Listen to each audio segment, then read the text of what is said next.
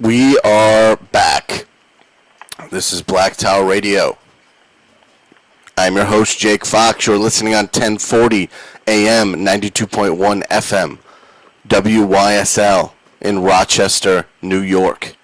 We are also broadcasting on World News Radio .today. That's World News Radio .today, and we are joined here by Martin Armstrong of ArmstrongEconomics.com.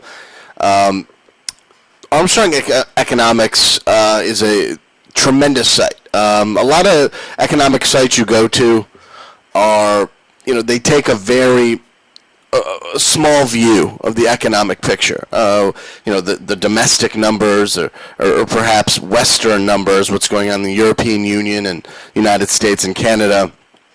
And they focus on that, where Martin takes a whole picture of the entire situation, not just economic, but geopolitical,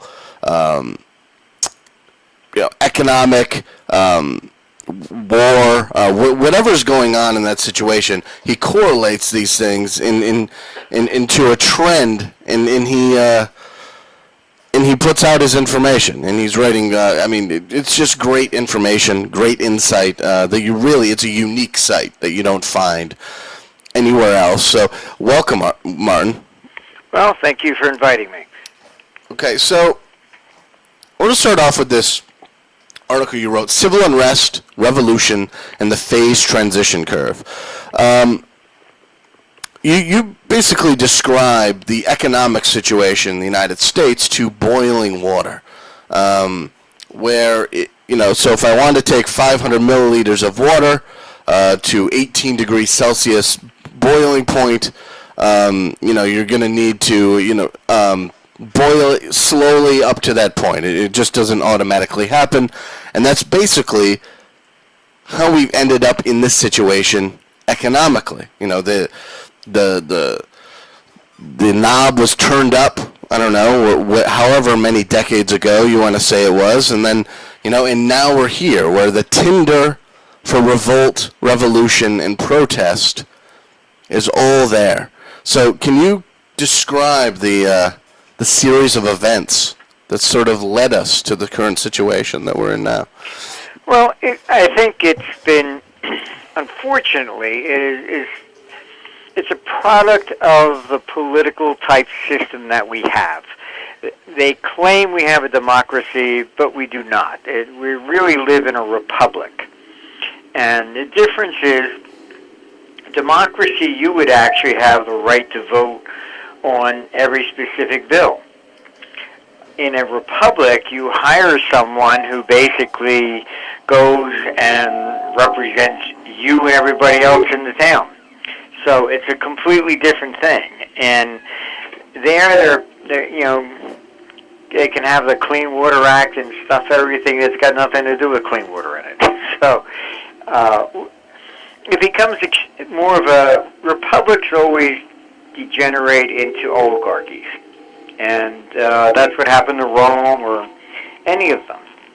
So they become very bureaucratic, and they just constantly just grow like in a petri dish, and it gets to be so corrupt. I mean, that the politicians don't quite understand it. You take, for example, the Clintons, and she has, rents a house on the beach for 2 weeks for $150,000, and it, on the one hand, they and both parties kind of do this, they don't really ever talk about the economics behind the scenes. They just like to push everybody's buttons on the emotional side. So then they get surprised when you suddenly see it's not just Donald Trump rising in the polls. I mean, it could be anybody, and this is where people don't quite get it. And I see it because I run around the world. It's absolutely everywhere. They're just sick and tired of politicians no matter where you go. You just had Catalonia, vote to separate from Spain. You had Scotland wanting to leave England. I mean, it's everywhere you go. It's a culmination of politics, which is basically just, they rub everybody blind. And then they're suddenly shocked when, well, I've been stealing for years. Now all of a sudden I can't do it. So it's really that sort of thing, and that's what is close to a boiling pot of water. It's not straight up. It's a very progressive thing, and then all of a sudden it reaches a certain temperature, and then it just really explodes, and it goes straight up. And perhaps that's the model for everything, but it's really a phased transition, and it just erupts out of it. Often it appears as if it's nowhere. The same thing took place, for example, with communism. I mean, suddenly it erupted. You had Tiananmen Square, and a guy standing up there and holding his hand up in front of a line of tanks. And, 6 months later, the Berlin Wall falls. So these things become a contagion, but they just suddenly erupt out of nowhere. And people take it and take it and take it, and it's kind of like that old movie, I'm later in hell, I'm not going to take it anymore. Yeah, this is a dangerous situation when, as you said, the politicians are like, I've been stealing and doing whatever I want for years. Why can't I do this anymore? When people start to say, no, I understand that you're stealing, and I don't want you to do this anymore, and I'm upset about it, and I'm going to go out into the street, and I'm going to join whatever's going on in terms of protest movements. I mean, that's when it gets very dangerous. When the middle class, when Joe Schmo, who just sits there and watches Dancing with the Stars or whatever he does on his weekday nights with his family, wakes up and sees the game is actually rigged, and he's not going to benefit from it. Well, it gets to the point where, I mean, you take, for example, what's going on in Europe. They keep lowering interest rates. Well, we'll punish them more. We'll make it negative, which is really a tax simply on money. And they said, well, we'll just we have to go lower and lower and lower until they start spending money. But at the same time, they're raising taxes. They don't ever look at the cost of government. You have more than 50% of the municipal governments in Germany bankrupt. So it's not just Detroit and Illinois, here. It's everywhere. Governments have promised, I mean, they can't run anything. They're just totally inefficient. And that's really the problem. I mean, you take the pension crisis that we have. They promise themselves all kinds of pensions or whatever, and when they can't, fund it, they just raise taxes. They just look at us as an endless pot. And what our models do, we correlate absolutely everything. And it's quite simple. It's not really that, it's not a Nobel Prize winning type theory, I think. And there has never been war. There's never been revolution, all right, that precedes an economic crisis. It's always the other way around. So we basically say nobody will go to war when they're fat and happy. Turn the economy down, then everybody gets angry. And so I was just in Greece for the elections over there, and you see people dressing up as Nazis blaming the Germans. It's everywhere you go. They've just had enough, and the actual standard of living for people is going down dramatically. And you take what, I mean, the press doesn't really ever tell the truth, honestly. It's all politically manipulated, both sides. And there used to be a fairness doctrine which was repealed, and ever since it's been repealed, you can have Fox on one side and MSNBC on the other side, and they don't have to ever tell the truth. They don't have to be fair, give the other side the opposite. All that is gone. So they can just put out propaganda now. And unfortunately, what we end up with is just total confusion. And the people don't realize how much the politicians are really just for sale. I mean, the Clintons effectively are the ones that repealed interstate banking restrictions. They repealed Glass-Steagall. Most of the people understand that are in the financial industry to some degree. The thing they don't understand is what they also did for the bankers was the bankers argued that lending money to students without collateral was too risky for them, and so therefore they wanted the student loans not to be dischargeable in bankruptcy. So now you have students that can't afford a housing because they have a huge amount of student loans. They can't find jobs. I mean, Forbes came out and showed that 65% of graduates, or 60% of graduates, cannot find a job in what they have a degree in. So you've paid all this money for schooling that's basically worthless anyhow, and you are now saddled with this debt, so they're living in the basements of their parents' houses. You had the finance minister of Canada had the audacity to come out and say, sorry about it, you can't find any jobs, but what you should do is work for free while you're living with your parents to get experience. Why don't we, the politicians work for free? Why don't you give it out a shot, But it's just systemic. It really is. It's terrible. And, but, this is what we have. And the press won't ever tell the truth either side. And this is why, honestly, I think Obama pretty much sealed the fate of politicians in general. The hopes that there would be change were very high, not just in the United States, but outside. And, he's been the greatest disappointment because everybody pretty much says he did everything that Bush did. Where was the change? So people are now beginning to realize you vote Democrat, you vote Republican. What's the difference? They get everybody riled up on the social issues, but economically they do nothing different. 100% agree. And within this war cycle, as you've termed it, do you see this war cycle ending in revolution or revolt?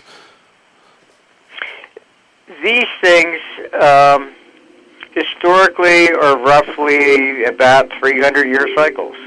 And we are, every possible thing that we've revolted against is back. There was a Supreme Court case, and I think it was around 1886 or in that era, called Boyd versus U.S. And it's a very good, you can find it on the internet and read it. It gives the history of actually how the American Revolution began. And John Adams was there in the audience. It was a legal case in Boston where the king passed what was called writs of assistance. He could just come rummage into your house and look around at whatever there was, and if he found anything that he thought was incriminating, then he would arrest you. So that was actually illegal search and seizure, the Fourth Amendment. That's what we ended up with. And John Adams, said, after sitting through that trial and listening to it, he said, there and then the American Revolution began. And isn't that what the NSA does? They just confiscate every phone call, every email, whatever, and the excuse is, terrorism. You do not make excuses. Even Benjamin Franklin said anybody that gives up liberty like that doesn't deserve it. So this was the spirit, really, of the American Revolution and the Founding Fathers. Yet we are exactly right back where we were. And if you dare say, why can't we look? Well, you must be guilty if you don't want us to look. That is what they said back then, too. Why should the king's men come bursting in my house just to see what I may have written? Oh, you don't want them in there? So you must be guilty. And it's not a question of, some people said, I have nothing to hide. Really. Because it's all interpretation. And the mafia trials that they put on, okay, they're pretty smart. They don't really say anything on the phone. They put someone on, an FBI agent on the stand. He says, oh, well, we called this guy and said pick up 5 pizzas. And that's a code word for cocaine or something. And they can make up whatever they want. So you don't have to say something actually like that. They just say, oh, it's a code word for something else. And you're guilty. You forget it. You're not going to have a stand a prayer in hell. See, I mean, what you're kind of describing is really my greatest fear, because I kind of, from my analysis and all of the people I've interviewed over the years, it seems to me that we're headed towards a dark age of sorts. Where real capital is scarce because we don't make anything anymore, and if we do, it's a low-paying job or something like that. The NSA is collecting every piece of information possible on every person. Prisons are only getting fuller. There seems to be a real dehumanization of the individual going on, and living in an environment like that doesn't create fertile ground for creative projects to get us out of this cycle. It basically comes crashing down, and in the government's own numbers show that come 2017, your Social Security and Medicare go into deficit. All right, that's about 2/3 of the government budget. And the reason you will not get any resolution or prevent anything is simply because no Republican's going to touch it, because the Democrats will say, oh, he cut your Social Security. The Democrats won't do it because a Republican would say that. So consequently, the only way to resolve some of the budgetary problems is really a bipartisan effort, and that's not going to take place. So what is their solution? Their solution is always raise taxes. That's it. And that ultimately causes a lot of problems. It lowers the standard of living, and because it's the net disposable income that really people spend. And at the same time, if you do this, you lower the amount of investment, and it's investment that creates jobs. So if it's not the big corporations. 70% of employment is small corporations, small businesses, like mom and pop, a little corner grocery store or something. And that's really where all the business comes from. And then you have like Obamacare, which will basically penalize anybody that ends up with more than 25 employees. So everything they have done is very, very detrimental. They put in FACTA because they assumed anybody doing anything overseas, it must be to hide money. And so what's happened is we're actually contracting the global economy dramatically. It was the Americans that were running around investing in different things after World War II that they created the world economy. They were all broke. So you can look at the capital flows. They were all out of this country up until about mid-1980s. And then the capital started flowing back in. And what happens is essentially over-regulation, things of this nature. And what I mean by over-regulation, people don't, you want to deregulate people. There were 7 agencies to get approval for the CDOs that blew up in everybody's face with the banking crisis. Why do we need 7 agencies? What happens is the first one grants it, the second one goes, oh, well, did they do it? Oh, okay, so all 7 agencies approved something that none of them understood. So why do we need such a huge layer of bureaucracy that doesn't work? Amen to that. But I would like to get your take on the kind of looming ominous economic crisis we seem to be heading towards. You have a lot of credibility in this area, and I mean, in 1998, you predicted the tech bubble, you predicted the 2002 recession, the housing crisis, and you also predicted the sovereign debt crisis that's currently sweeping the world, really.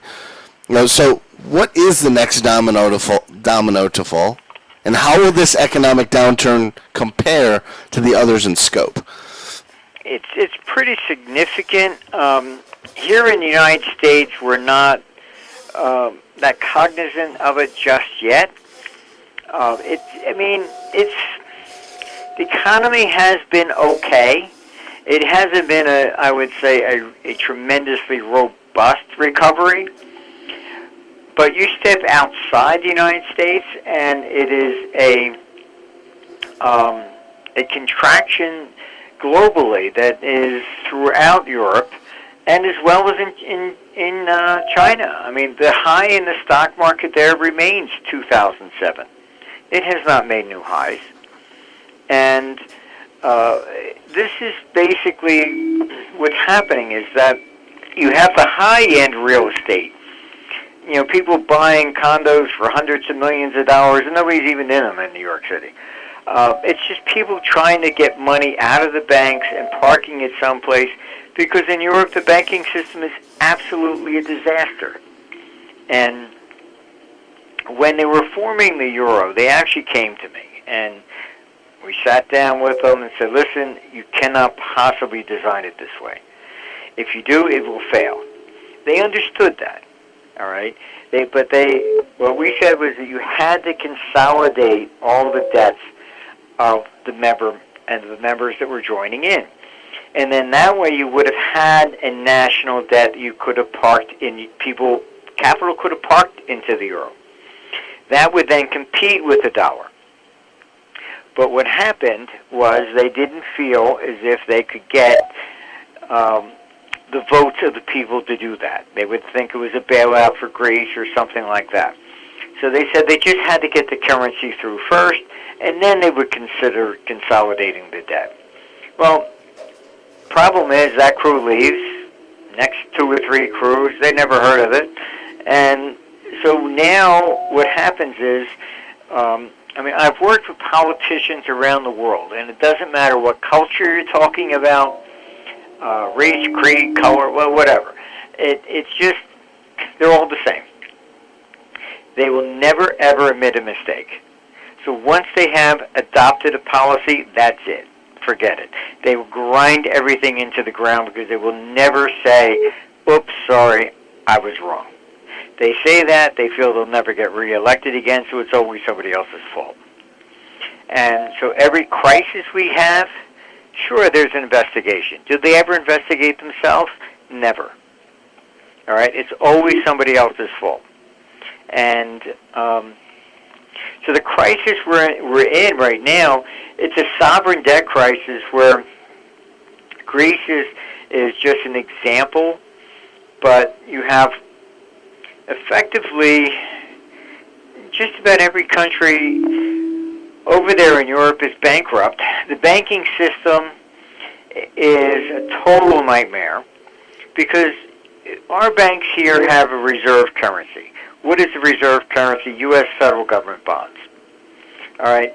Can you imagine what would happen if each state could use for reserve currency whatever bonds they wanted from all the 50 states? Then if one state goes down, Illinois, you're going to, which bank has the most of that? It would be total chaos. And this is what's going on in Europe. To be politically correct, they had to have a piece of everybody's debt. Now Greece starts going down. The debts get killed in Portugal or Spain, Italy, France. The banks take massive losses. So what happens is the ECB ends up having to try and buy back the bonds, and it's just a total nightmare. Rather than revise the system and say, hey, we really screwed up, nope, you get bailout after bailout after bailout, and it's just not working. So at this point in time, you're looking at major economic problems starting in Europe and then they come here. That causes capital to come in this direction, and that will confuse a lot of people because our stock market will go to new highs. That's foreign money coming in, just trying to get out of Europe, trying to get out of Asia, and parking someplace. It's not about corporate earnings, doing a great economy. It's just money running and hiding. And so we're looking at capital moving it more into private sector assets and away from government bonds, because the smart money realizes, hey, government's the problem everywhere you go. This tenuous economic situation, in my opinion, seems to be driving the U.S.'s aggressive foreign policy towards Russia and China. But I mean, I've had guests on in the past that have dismissed that idea as, more neoconservative ideologues who want war, separating it completely from the economic situation. I mean, do you see them as connected? I mean, what do you see as the motivation? No, it is a bunch of demigods. Honestly, it's like a policeman. They're trained to look for criminals. So the first thing they do when they look around, they're always looking at everybody as a suspect. What would you do? The view actually in law enforcement is nobody's really innocent. All right, everybody's done something. And I mean, there was even a book that it's called 3 Felonies a Day. That everybody in the country commits 3 crimes a day and they don't even know it, because there's so many things that are crimes. And so the people down there only look at it from a power-grabbing perspective.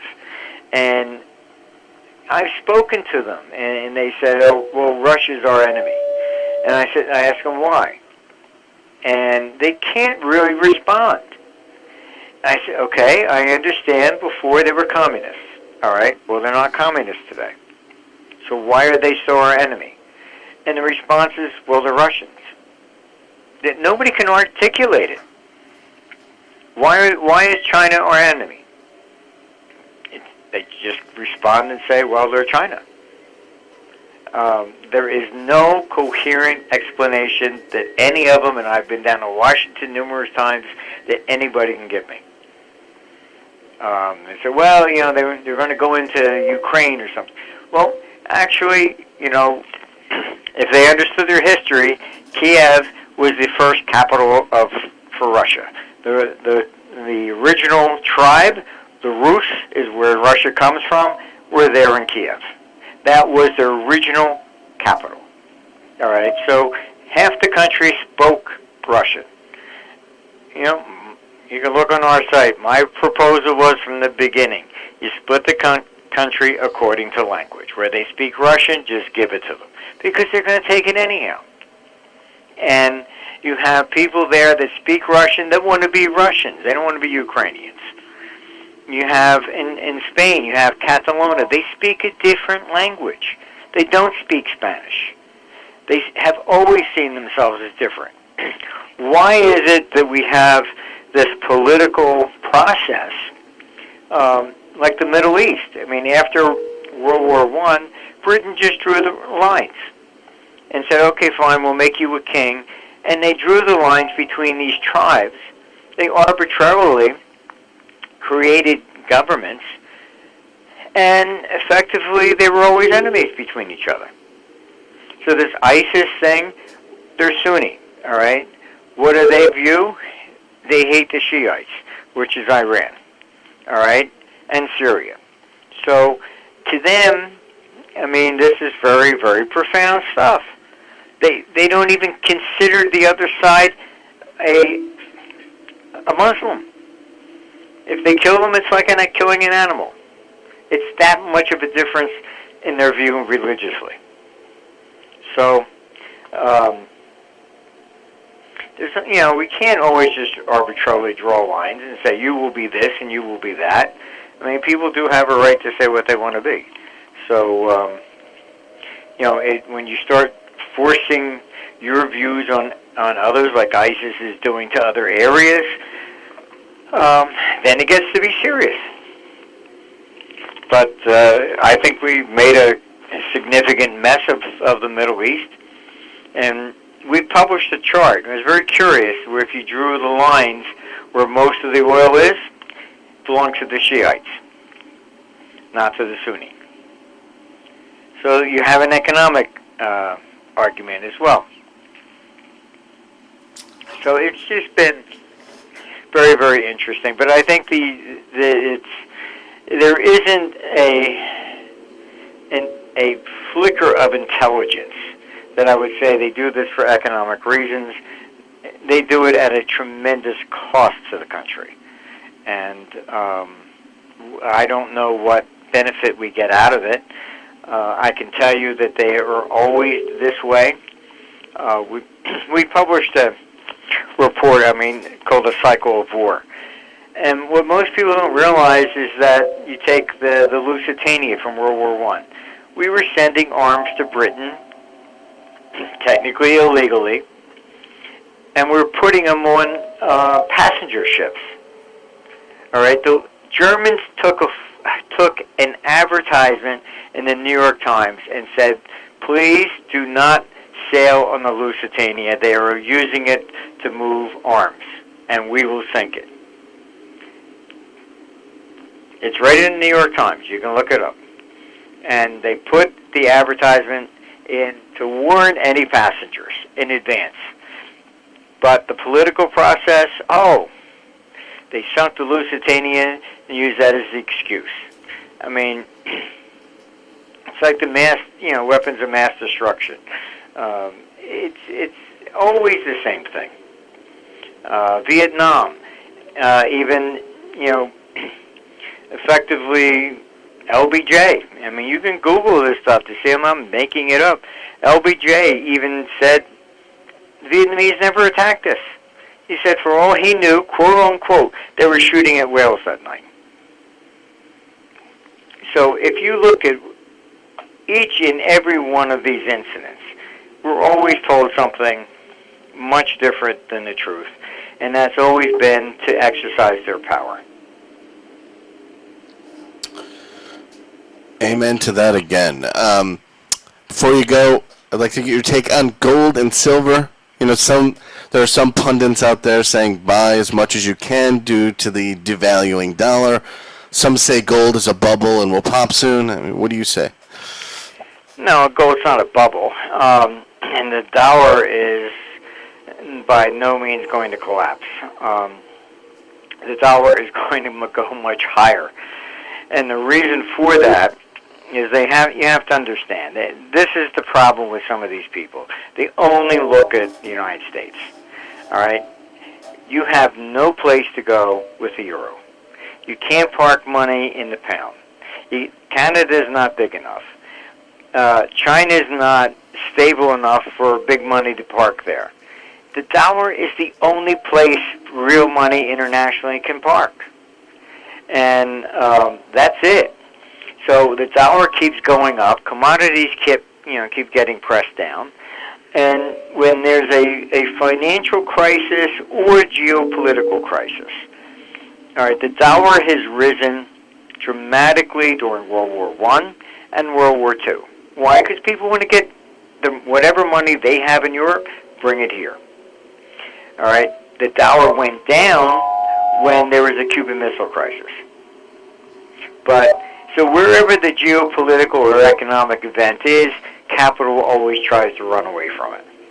In this particular instance, gold is being pressed down, and it's not manipulation or something. It's just look at the whole commodity sector. The dollar is being pushed up because capital is concentrating in the United States right now, and that's going to happen for at least another probably 3 to 6 months. So is there a risk of gold being a real bubble? No, but gold will probably go down and should most likely still break the 1,000 level. And some of the people will say, it's a manipulation or whatever. It's not a manipulation. All you have to do is look at the entire commodity sector, and it's the dollar that's going up that's causing it. So Manipulation is when one thing is moving counter-trend to everything else in the sector. Then you could say there's a manipulation. But when the whole entire sector is going down and the dollar is going up, the dollar going up is what will cause the recession from Europe and Asia to land here, like the Asian flu. It will be our turn. But if the dollar goes down, corporate profits will go up. So where is that going to cause a problem? They get to sell more overseas. Raise the dollar, corporate sales will decline. That is what causes recession. A strong dollar, not a weak dollar. And finally, I'd like to get your idea on, there's a move towards a cashless society by the powers that be. What is the motivating factor behind taking away physical cash from the people, besides the obvious of greater control over society and bank runs and all of that? Or did I just nail it? No, that's pretty much it. But the view is more prevalent in Europe than it is here. In Europe, it has come up because largely running negative interest rates means they're charging money for just leaving it in the bank. So people have been taking money out of the bank. The Swiss franc 1,000 notes they've increased the supply tremendously, and everybody's hoarding money. You know, if you're going to pay a tax just to have money in the bank account, you're trying to get rid of it, and that's why like real estate over here has been going up, etc. It's all foreign buyers. So what it is basically they're looking at eliminating cash, particularly in Europe, and then that would prevent you from taking money out of the bank. So it does eliminate bank runs, but at the same time, to them it means that they can collect every penny of tax that they ever dreamed of. And in 2017, the G20 will all share information. And I can tell you, you probably have heard of civil asset forfeitures here and the police robbing people's money, etc. They're doing the same thing in Europe. If you hop on a train and you go from Switzerland to Liechtenstein, you go through France. The trains are being stopped, and they have financial police searching your bags looking for cash. The same thing's happening in London. It's all over. The police are actually now taking more money from people than robbers do. I think the new statistics for 2014, the civil asset forfeitures in the United States reached $4.5 billion. The total amount of money that was lost to burglaries was 3.9. So you have a greater risk now of actually being robbed more by the police than you would by somebody breaking into your house. And this money is just going to local police departments. And It is. It's pretty bad driving across the country. I think it was the Washington Post that reported that the average amount of money being confiscated under the civil asset forfeiture in Washington, D.C. is $20. I mean, it's outrageous, completely outrageous. yeah, they can seize your money, not charge you with anything, and not give any of your money back if they so choose. Right. It's what it is under civil asset forfeiture. It is the money is the crime, not you. Okay, so they don't have to prove you committed a crime. It goes back to ancient law. It was called deodan. Let's say you had a horse and carriage, and the horse suddenly got scared and ran off and killed somebody. So what would happen was that the horse and the carriage had to be forfeited, but it was to pay for the funeral of the victim. All right, the money was supposed to be for religious purposes. Then the English king decided that the confiscation of assets would go to him because he was broke. We inherited English law, And so civil asset forfeiture is, they don't have to prove that you committed a crime. It's the same thing as if the money ran off by itself and did something. So you have people that are now,